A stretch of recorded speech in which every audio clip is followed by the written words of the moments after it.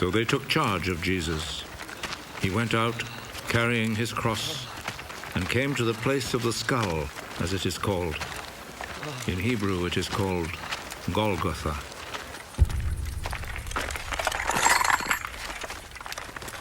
There they crucified him, and they also crucified 2 other men, one on each side, with Jesus between them.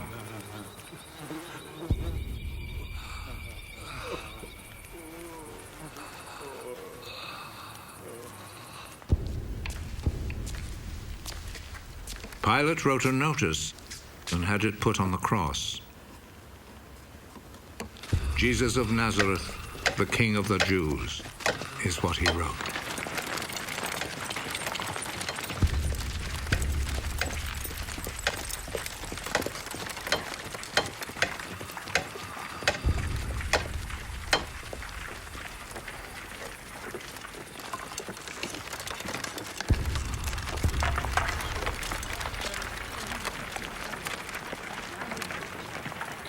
Many people read it because the place where Jesus was crucified was not far from the city.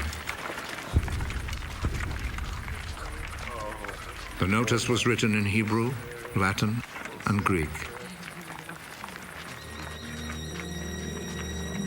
The chief priest said to Pilate, "Do not write the King of the Jews, but rather..." This man said, "I am the King of the Jews." What I have written stays written.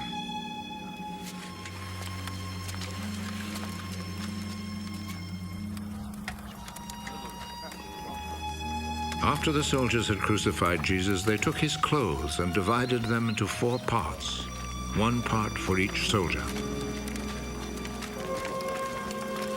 They also took the robe, which was made of 1 piece of woven cloth without any seams in it. The soldiers said to one another, "Let's not tear it. Let's throw dice to see who will get it." This happened in order to make the scripture come true. They divided my clothes among themselves and gambled for my robe. And this is what the soldiers did. Standing close to Jesus' cross were his mother's sister, Mary, the wife of Clopas, and Mary Magdalene. Jesus saw his mother and the disciple he loved standing there. "He is your son." Then he said to the disciple, "She is your mother." From that time, the disciple took her to live in his home. Jesus knew that by now everything had been completed. And in order to make the scripture come true, he said,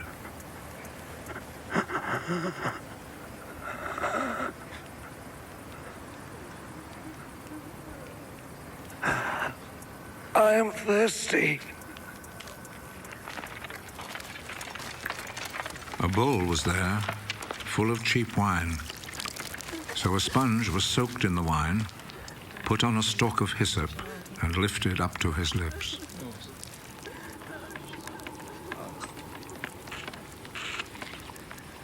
Jesus drank the wine.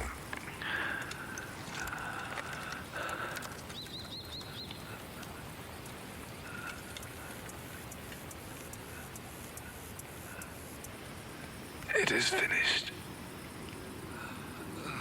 Then he bowed his head and gave up his spirit.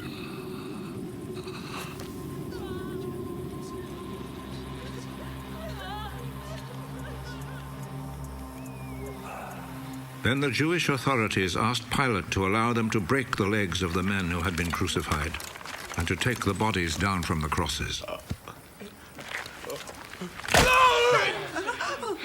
They requested this because it was Friday, and they did not want the bodies to stay on the crosses on the Sabbath, since the coming Sabbath was especially holy. So the soldiers went and broke the legs of the first man, and then of the other man who had been crucified with Jesus. But when they came to Jesus, they saw that he was already dead, so they did not break his legs. One of the soldiers, however, plunged his spear into Jesus' side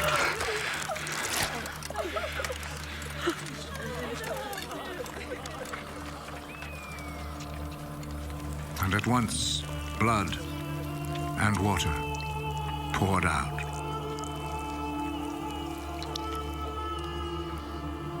The one who saw this happen has spoken of it, so that you may also believe. What he said is true, and he knows that he speaks the truth. This was done to make the scripture come true. Not one of his bones will be broken. And there is another scripture that says, people will look at him whom they pierced.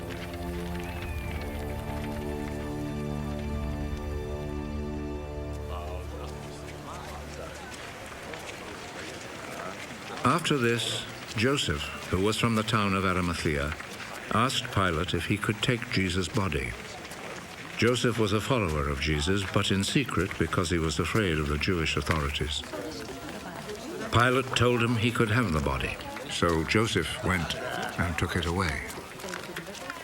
Nicodemus, who at first had gone to see Jesus at night, went with Joseph, taking with him about 100 pounds of spices, a mixture of myrrh and aloes.